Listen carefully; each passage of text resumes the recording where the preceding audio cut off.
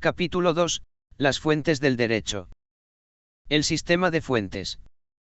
La colaboración de la Administración con el Poder Legislativo. El problema de las fuentes del derecho se plantea en el derecho administrativo en términos similares a las restantes disciplinas jurídicas en lo que atañe a las diversas acepciones del término fuente, de producción, de conocimiento, etc., las clases de las mismas, escritas y no escritas, primarias o secundarias, principios de articulación entre unas y otras, etc. De aquí que en lo concerniente a esta problemática básica convenga remitirse, sobre todo, al derecho constitucional, cuyo objeto fundamental es el estudio de la función legislativa del Estado en cuanto creador del derecho, esto es, el análisis de las normas que regulan cómo se crean y cuál es el efecto de las diversas normas jurídicas. Como dice Giannini, en los ordenamientos modernos, la normación sobre fuentes, normación sobre la normación, es única y está regulada por completo por rígidas normas estatales. En cualquier caso, las fuentes del derecho tienen en el derecho administrativo una importancia muy superior a la de otras disciplinas. La razón está en que la administración no solo es como los restantes sujetos del derecho, un destinatario obligado por las normas jurídicas, sino al propio tiempo, un protagonista importante en su elaboración y puesta en vigor. Esta participación de la Administración en la creación del derecho se manifiesta de tres formas. Por la coparticipación de la Administración, dirigida por el Gobierno, en la función legislativa del Parlamento mediante la elaboración de los proyectos de ley, su remisión posterior al órgano legislativo e incluso, la retirada de los mismos. Por su participación directa en la propia función legislativa, elaborando normas con valor de ley, que por ser dictadas por el Gobierno reciben el nombre de decretos legislativos y decretos leyes. A través de la elaboración de los reglamentos que constituyen cuantitativamente el sector más importante del ordenamiento jurídico. Las fuentes tradicionales del ordenamiento positivo español y su crítica. Además de ese protagonismo en la creación de las fuentes escritas, debe resaltarse que las no escritas, tienen un valor muy distinto en el derecho administrativo que en el derecho privado. Así, el menor valor de la costumbre, fuente problemática en derecho administrativo, donde se duda incluso de su existencia, está sobradamente compensado por la aplicación y utilización más frecuente de los principios generales del derecho que satisfacen la necesidad de autointegración del ordenamiento jurídico administrativo y que suavizan y compensan sus rigores positivistas y sus excesos normativos. Según el Código Civil, la regulación de las clases de fuentes viene siendo tradicional en el CC, aunque es materia constitucional e impropia del rango de ley ordinaria que ostenta. El artículo 1 del Código Civil dice: las fuentes del ordenamiento jurídico español son la ley, la costumbre y los principios generales del derecho. Carecerán de validez las disposiciones que contradigan otra de rango superior. La costumbre solo regirá en defecto de ley aplicable, siempre que no sea contraria a la moral o al orden público y que resulte probada. Los usos jurídicos que no sean meramente interpretativos de una declaración de voluntad tendrán la consideración de costumbre. Los principios generales del derecho se aplicarán en defecto de ley o costumbre, sin perjuicio de su carácter informador del ordenamiento jurídico. Las normas jurídicas contenidas en los tratados internacionales no serán de aplicación directa en España en tanto no hayan pasado a formar parte del ordenamiento interno mediante su publicación íntegra en el Boletín Oficial del Estado. Atención, esto es previo a la entrada en la UE, los reglamentos de la UE son de aplicación directa, sin publicación en BOE. La jurisprudencia complementará el ordenamiento jurídico con la doctrina que, de modo reiterado, establezca el TS al interpretar y aplicar la ley, la costumbre y los principios generales del derecho. Según la CE. Obviamente, esta regulación de las fuentes del derecho está subordinada a las normas constitucionales que regulan el sistema de producción normativa, que es hoy mucho más complejo que cuando se redactó el Código Civil. Esta complejidad deriva de la aparición de dos nuevas clases de leyes desconocidas con anterioridad a la Constitución de 1978. La Ley Estatal Orgánica. La Ley de las CCAA. Además, la entrada de España en la UE ha significado la aplicación de un nuevo ordenamiento conforme al cual adquieren vigencia directa e inmediata en el derecho español, incluso con valor superior al de nuestras leyes, a las que derogan o desplazan, determinadas normas emanadas de la Unión Europea. Por todo ello, la regulación sobre las fuentes del derecho del CC solo vale si es compatible con el sistema de fuentes europeo y constitucional. Este último, establece las siguientes previsiones.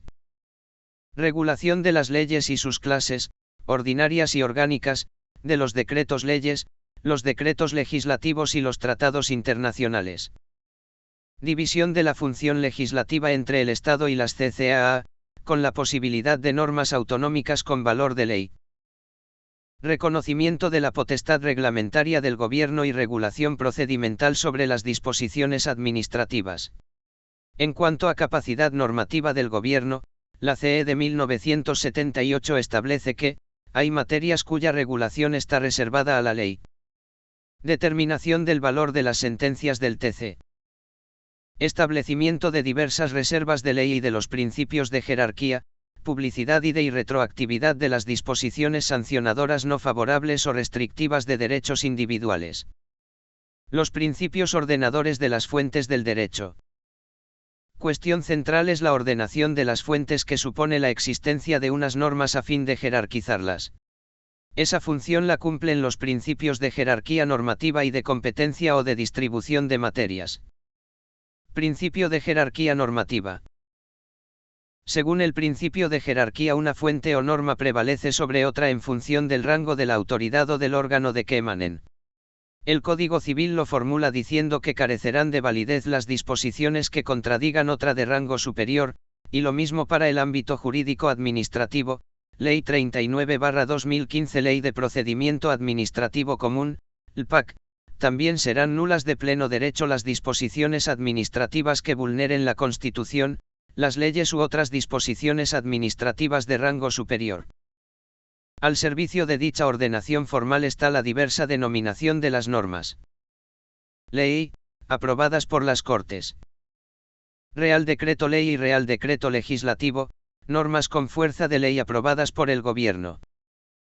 Real Decreto, para las normas y actos del Presidente del Gobierno y del Consejo de Ministros que deban adoptar tal forma. Órdenes para las normas aprobadas de las comisiones delegadas del Gobierno y ministros. Resoluciones para las disposiciones de las autoridades inferiores. La ordenación vertical de las fuentes. Según el principio de jerarquía, supone una estricta subordinación entre ellas, de forma que la norma superior siempre deroga la inferior, fuerza activa, y la inferior es nula cuando contradice la norma superior, fuerza pasiva. Las resoluciones administrativas de carácter popular no podrán vulnerar lo establecido en una disposición de carácter general, aunque tengan igual o superior rango a estas. Principio de competencia o de distribución de materias. Por el contrario, el principio de competencia o de distribución de materias, que opera como regla complementaria del principio de jerarquía normativa, implica la atribución a un órgano concreto de la potestad de regular determinadas materias o de dictar cierto tipo de normas con exclusión de los demás.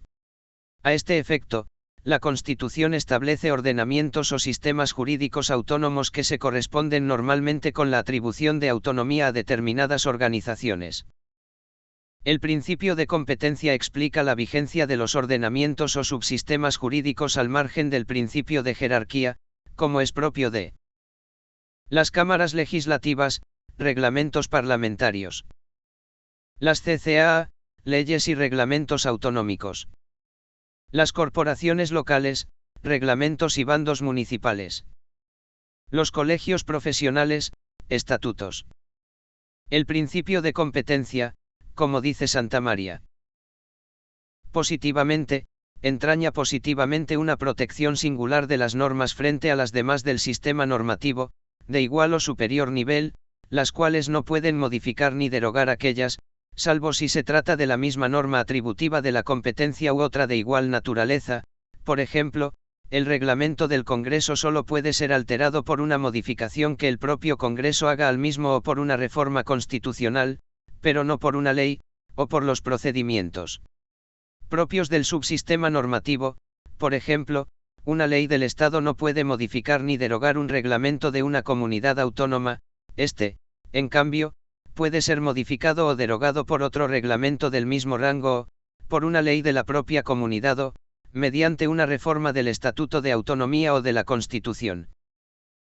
Negativamente, el principio determina la creación de un ámbito competencial inmune, cuya vulneración por la norma de otro subsistema o por una norma dictada por un órgano distinto al competente determina la nulidad de estas, precisamente por falta de competencia para ello. Por ejemplo, un reglamento del Estado que modifica un reglamento de una comunidad autónoma es nulo, y a la inversa. La Constitución. La Constitución es la primera de las fuentes, la norma que prevalece y se impone a todas las demás. La caracterización formal y jurídica como norma de la Constitución no siempre ha sido aceptada. En los orígenes del constitucionalismo los monárquicos moderados sostenían que la Constitución no era otra cosa que un pacto entre la corona y la soberanía nacional para limitar los poderes absolutos de aquella. Tampoco se reconoce a la Constitución el valor de norma jurídica cuando, desde la exageración del dogma de la soberanía popular, se entiende que el Parlamento, expresión de la soberanía, no puede quedar limitado por las condiciones impuestas en una superada fase constituyente. Por el contrario, en el constitucionalismo americano, resultó desde el principio que las normas contenidas en la Constitución escrita eran el derecho supremo del país al que han de sujetarse los órganos del Estado. En palabras del juez Marshall, los poderes del legislativo son definidos y limitados y para que tales límites no se confundan o olviden se ha escrito la Constitución. En la actualidad es una evidencia que la Constitución es una norma jurídica, y justamente la primera del sistema de fuentes, y solo se discute si es directamente aplicable por los operadores del derecho, los funcionarios y los jueces. Si esta discusión se plantea es porque las constituciones actuales, además de regular los derechos y libertades básicos y la organización de los poderes del Estado, recogen valores materiales conformadores de la sociedad y de las normas de origen parlamentario y administrativo. Dicha cuestión, y puesto que las normas que organizan los poderes supremos del Estado son de aplicación directa, está resuelta por el art. 53 de la Constitución, que distingue las normas reguladoras de los derechos fundamentales y libertades públicas de aquellas que recogen los llamados principios rectores de la política social y económica. De las primeras se predica su directa aplicación al decir que, vinculan a todos los poderes públicos, pero a las segundas, no se les reconoce esa cualidad al decirse simplemente que, su reconocimiento, respeto y protección informará la legislación positiva, la práctica judicial y la actuación de los poderes públicos. En consecuencia, más que una aplicación directa, lo que pretendió el constituyente es que los principios rectores actúen en vía interpretativa e integradora al modo de principios fundamentales, los cuales requieren para ser directamente operativos su plasmación en otras normas. Así lo ha interpretado la LOPI de 1985, los jueces y tribunales interpretarán y aplicarán las leyes y los reglamentos según los preceptos y principios constitucionales, conforme a la interpretación de los mismos que resulte de las resoluciones dictadas por el Tribunal Constitucional en todo tipo de procesos. La supremacía de la Constitución puede verse, no obstante, disminuida por el derecho europeo, pues si en principio los tratados internacionales solo son válidos si se sujetan a lo que la Constitución dispone, la celebración de un tratado internacional que contenga estipulaciones contrarias a la Constitución exigirá la previa revisión constitucional. Esta supremacía cede cuando las Cortes Generales ejercen la potestad que les confiere el art. 93 de la propia Constitución, en virtud del cual mediante ley orgánica se podrá autorizar la celebración de tratados por los que se atribuya a una organización o institución internacional el ejercicio de competencias derivadas de la Constitución. Por razón de los procedimientos para su revisión, las normas constitucionales son de dos clases. Unas son fundamentales, las del título preliminar, la sección primera del capítulo segundo del título I y las del título II, en cuanto que su revisión se equipara con la revisión total de la Constitución y se sujeta a un procedimiento que implica la aprobación de la iniciativa por mayoría de 2/3 de ambas cámaras, la disolución inmediata de las Cortes, la ratificación de la decisión por las que resulten elegidas, La aprobación del nuevo texto por mayoría de 2/3. Su posterior sometimiento a referéndum. Las restantes normas constitucionales pueden considerarse jerárquicamente inferiores a las anteriores, en cuanto que su revisión se hace a través de un procedimiento más simple, dentro de su complejidad, que no exige la disolución de las cámaras ni referéndum de ratificación, a no ser que lo solicite una 1/10 parte de los miembros de aquellas. Para garantizar la supremacía de la Constitución sobre las demás normas, hay 3 soluciones. La norteamericana, o de control difuso, que es remitir a los jueces ordinarios, bajo el control último del TS, la apreciación de la constitucionalidad de las leyes con motivo de su aplicación a los casos concretos. El respeto al principio de división de poderes impide que los jueces puedan declarar la nulidad de la norma, pero jueces y tribunales ordinarios pueden inaplicar la ley cuando entiendan que es contraria a la Constitución. La francesa o de control previo, mediante sometimiento de la norma antes de su publicación y vigencia a un análisis sobre su constitucionalidad por un Consejo Constitucional. La de control concentrado en un TC que tiene específicamente reservada esa función.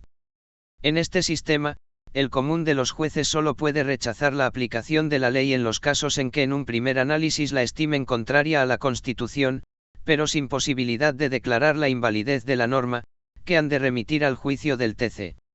Es el sistema austriaco, inspirado en la obra de Kelsen, para quien el TC ejerce una legislación negativa al declarar la invalidez o inconstitucionalidad de las leyes, y que han seguido la Constitución de 1931 y la de 1978.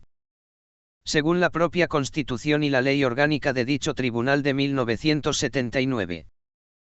La impugnación indirecta, a través de la llamada cuestión de inconstitucionalidad, la pueden plantear exclusivamente los jueces y tribunales cuando consideren que la ley aplicable al caso y de la que dependa el fallo es contraria a la Constitución.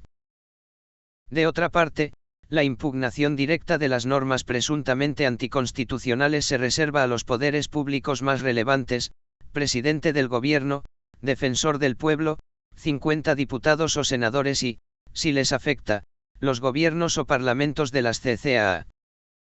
La irrupción de una nueva constitución en la vida jurídica de un país plantea también el problema de la validez de la legislación preconstitucional que pueda ser contraria a sus mandatos.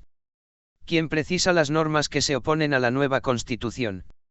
La cuestión ha tenido soluciones diversas en países que estrenaron constitución por la salida de un régimen autoritario. Así, en Alemania federal se encomendó a los jueces ordinarios apreciar la contradicción de las normas anteriores con la ley fundamental de Bonn y su consiguiente derogación. En Italia se reservó esta misión a la Corte Constitucional, desapoderando a los jueces ordinarios. Entre una y otra se encuentra la solución adoptada por nuestro TC, pues si bien, siguiendo a la Corte italiana, no habla en estos casos de derogación, sino de inconstitucionalidad sobrevenida, no por ello ha dejado de proclamar, más en línea con el derecho alemán, que, en relación a las leyes preconstitucionales, los jueces y tribunales ordinarios deben inaplicarlas si entienden que han quedado derogadas por la Constitución al oponerse a la misma, o pueden, en caso de duda, someter este tema al TC por la vía de la cuestión de inconstitucionalidad. Las leyes y sus clases. Inmediatamente subordinadas a la Constitución están las leyes, normas cuya aplicación los jueces no pueden resistir salvo en el supuesto anteriormente descrito. Son para estos irresistibles e indiscutibles a diferencia de lo que acontece con los reglamentos. Esa irresistibilidad, que se extiende también a los ciudadanos y a los funcionarios, se explica porque normalmente las leyes emanan del órgano en que radica la soberanía popular, el Parlamento. A este elemental y tradicional concepto de la ley como norma de origen parlamentario subordinada a la Constitución e irresistible e indiscutible para el conjunto de los operadores jurídicos podría reducirse la presente explicación si no fuera porque, tras la Constitución de 1978, han aparecido otros poderes públicos con capacidad legislativa, como el gobierno y, en nuestro país, las CCAA, y también porque en el interior del propio Parlamento las cosas se han complicado con la aparición de dos clases de leyes, las ordinarias y las llamadas orgánicas, así como otras especialidades, antes inusuales. como las leyes paccionadas y las refrendadas. Ley orgánica y ley ordinaria. Efectivamente, dentro de las leyes parlamentarias y además de las leyes ordinarias que se aprueban por el procedimiento habitual y por mayoría simple, la Constitución de 1978 ha introducido la categoría de las leyes orgánicas. Estas leyes se refieren a materias a las que la Constitución otorga especial trascendencia y por ello su aprobación se condiciona a la existencia de un quórum especialmente reforzado en el Congreso, sin que se exija mayoría especial alguna en el trámite ante el Senado. La aprobación, modificación o derogación de las leyes orgánicas exigirá mayoría absoluta del Congreso, en una votación final sobre el conjunto del proyecto. Las materias reservadas a la ley orgánica son, las relativas al desarrollo de los derechos fundamentales y de las libertades públicas, las que aprueben los estatutos de autonomía y el régimen electoral general y las demás previstas en la Constitución. También es posible que las leyes orgánicas incluyan preceptos regulando materias para las que la ley orgánica no es necesaria. La legitimidad de este modo de legislar está fuera de duda, y la inclusión en una ley orgánica de una materia ajena a la reserva no es inconstitucional, aunque resulte un lujo formal excesivo. Sin embargo, la validez de esa inútil inclusión no supone que la regulación de la materia siga para el futuro el régimen de las leyes orgánicas y deba ser modificada o derogada precisamente a través de otra ley orgánica. Esta última es la tesis que se desprende, sin duda, de lo dispuesto en el artículo 28.2 de la Ley Orgánica del TC, a cuyo tenor se podrá declarar inconstitucional una ley o norma con rango de ley cuando modifique o derogue una ley aprobada con el carácter de orgánica, cualquiera que sea su contenido. Pero el TC ha rechazado esta concepción formal que hace su propia ley orgánica, afirmando que dicha interpretación podría producir en el ordenamiento jurídico una petrificación abusiva en beneficio de quienes en un momento dado gozasen de la mayoría parlamentaria suficiente y en detrimento del carácter democrático del Estado, ya que nuestra Constitución ha instaurado una democracia basada en el juego de las mayorías, previendo tan solo para supuestos tasados y excepcionales, una democracia de acuerdo basada en mayorías cualificadas o reforzadas. Formas especiales de leyes parlamentarias. Leyes refrendadas.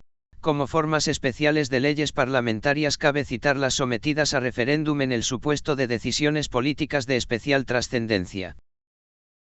Leyes paccionadas. Otra forma especial son las leyes paccionadas o pactadas, modalidad que parece contradecir la naturaleza soberana y unilateral del procedimiento legislativo. Aparte de su utilización para dar más autoridad a determinados contratos poniéndolos a recaudo de las modificaciones unilaterales del Poder Ejecutivo, dicho procedimiento se ha utilizado para la aprobación de la Ley Orgánica 13/1982, de reintegración y amejoramiento del régimen foral de Navarra. Leyes de bases. Las leyes de bases sirven para que las Cortes Generales puedan realizar una delegación legislativa en el Gobierno al objeto de la formación de textos articulados que posteriormente serán publicados bajo el título de decretos legislativos. La ley de delegación o de bases constituye un texto en el que se precisa el objeto y alcance de la delegación así como los criterios y principios, las grandes líneas, que el Gobierno ha de seguir en el ejercicio de la delegación. Otro significado del término, ley de bases, unifican criterios en las leyes autonómicas. El término bases, leyes básicas, normación básica o legislación básica es empleado también en la CE pero nada tiene que ver con las leyes de bases reguladas en los artículos 82 y 83 explicadas en el párrafo anterior, ni tampoco con las leyes marco del art. 150, primero, porque se trata de un supuesto de concurrencia normativa entre el Estado y las CCAA en la que al primero le corresponde dictar la legislación básica y la legislación de desarrollo de lo básico a las segundas. Las bases o lo básico remite a una regulación normativa uniforme y de vigencia en toda la nación, lo cual asegura un común denominador normativo, a partir del cual cada comunidad podrá establecer las peculiaridades que le convengan. Esta regulación lo básico que sirve a los principios de unidad e interés nacional no habrá de ser tan agotadora o exhaustiva que imposibilite a las CCAA el ejercicio de su competencia de desarrollo legislativo. En todo caso corresponde al Estado definir lo que haya de entenderse por básico y, en todo caso, será el TC el competente para decirlo con carácter definitivo. Por último, las bases, como regla general, deberán ser establecidas por ley de las Cortes Generales pero sin descartar el complemento reglamentario. 3.2 Estatutos de autonomía, leyes autonómicas y leyes de conexión entre los ordenamientos. Leyes son también las leyes autonómicas, es decir, las que aprueban las asambleas legislativas de las CCA cuyo rango como tales reconoce la Constitución. Las leyes de las CCA están jerárquicamente subordinadas, además de a la Constitución, a sus respectivos estatutos de autonomía. Ello significa que no lo están a todas las leyes estatales, con las cuales sus relaciones se explican normalmente, no a través del principio de jerarquía, sino de competencia. Leyes estatales de conexión con los subsistemas autonómicos.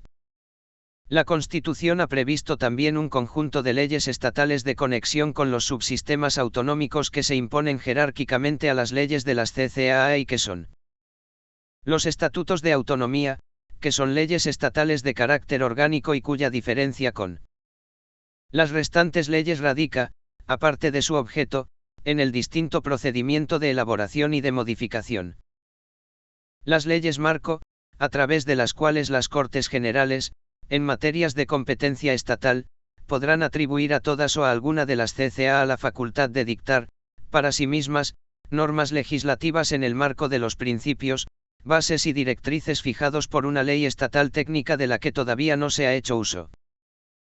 Las leyes de transferencia o delegación por medio de las que el Estado podrá transferir o delegar en las CCA, mediante ley orgánica, facultades correspondientes a materias de titularidad estatal que por su propia naturaleza sean susceptibles de delegación. Esta transferencia no cubre las funciones legislativas, para lo que serviría la anterior técnica de las leyes marco. Sin embargo, de una interpretación literal no se desprende esa limitación y lo cierto es que estas leyes han servido ya para efectuar una discutible ampliación de las competencias de las CCA de Canarias y Valencia.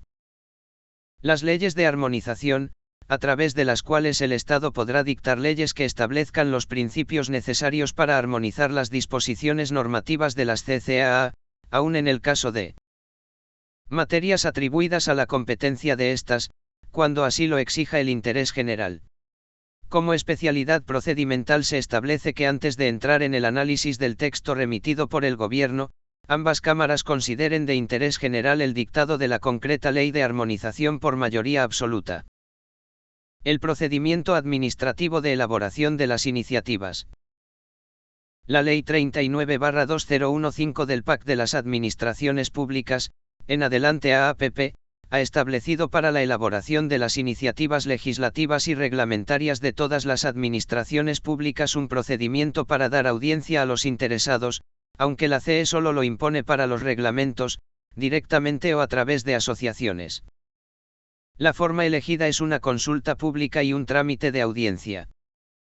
La consulta pública es a través del portal web de la administración competente en la que se recaba opinión de posibles afectados sobre problemas a solucionar con la iniciativa.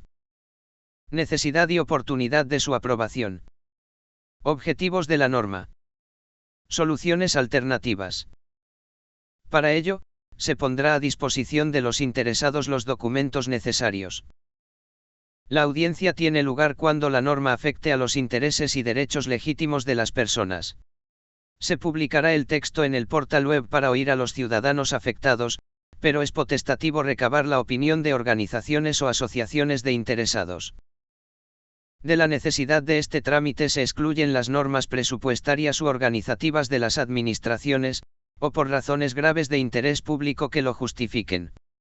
Tampoco es exigible cuando la propuesta no tenga impacto significativo en la actividad económica, no imponga obligaciones relevantes a los destinatarios o regule aspectos parciales de una materia. Las iniciativas legislativas y reglamentos estatales, además de la consulta y audiencia, establecen otros trámites. Estudios y consultas que garanticen el acierto y legalidad de la norma, memoria de análisis de impacto normativo. Los reglamentos serán informados por la Secretaría General Técnica del Ministerio proponente. Aprobación previa del MO de Hacienda si afecta a la organización administrativa de la EIS, a su régimen de personal, inspección de servicios o distribución de competencias entre Estado y comunidades. Tras el dictamen del Consejo de Estado cuando fuera preceptivo o conveniente, la propuesta se someterá a la Comisión General de Secretarios de Estado y Subsecretarios y se elevará al Consejo de Ministros para aprobación. Se regula un procedimiento de urgencia que reduce plazos y el contenido de la memoria de análisis de impacto normativo. La omisión de audiencia y consulta en